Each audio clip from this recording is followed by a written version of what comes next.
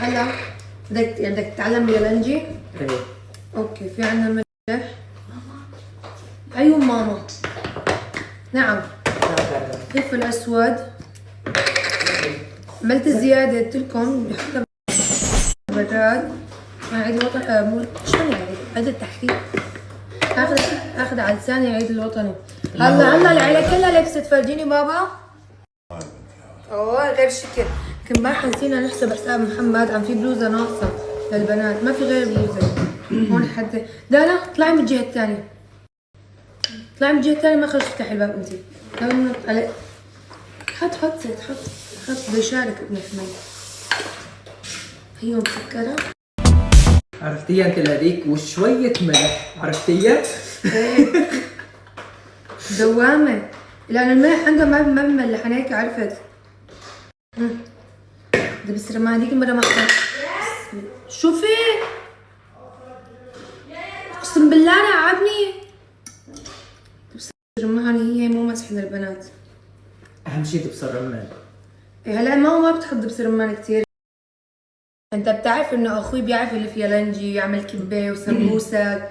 والله بده يتعرف على اخوي محمد. لو ان شاء الله روح سافر لعنده. ايه شو كان عنوان جارتنا؟ جارتنا قلت لي. ايه هل جارتنا. هلا شو انت بلشتي شو شمرتي عزولك وجاي وين يا مهون؟ هي دبس بندوره ما حطيت. بدنا دبس بندوره مامي. حطيتي نعناع؟ حطيت زيت ونعناع وملح وفلفل اسود. هاي حلو ما حطيت شوي. قهوة. شو؟ قهوة وين؟ حنش قهوة. حطي شوي قرفة ماما. قرفة؟ ايه. شو هذا المثل كان تبع صباح القرفة ولا شو؟ لا القرفة لا صباح السلفة. امتى انا جبت سلفة ابن حماي؟ يلا شد الهمة. ما ليش انا الشغله بايدي يعني؟ لا كان بايدي انا اروح اتجوز ولا انت بدك تتجوز؟ تعال. استغفر الله العظيم. على اساس قلت ما بدي اكتر انا. فكرة كاستيبل بدو بس هو خبرته لازم تكون كثيرة. بس روكسي ما بتعرف انه بنحط له قهوة لليالنجي؟ نحن بنحط له معلقة. دبس بندورة بكون جاهزة التبلة.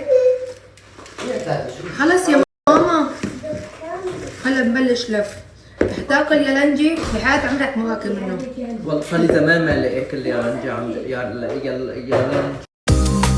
انت ما اكلت ولا مرة يالنجي عنا؟ اكل بس صار لي زمان ما لقيت. عنا لا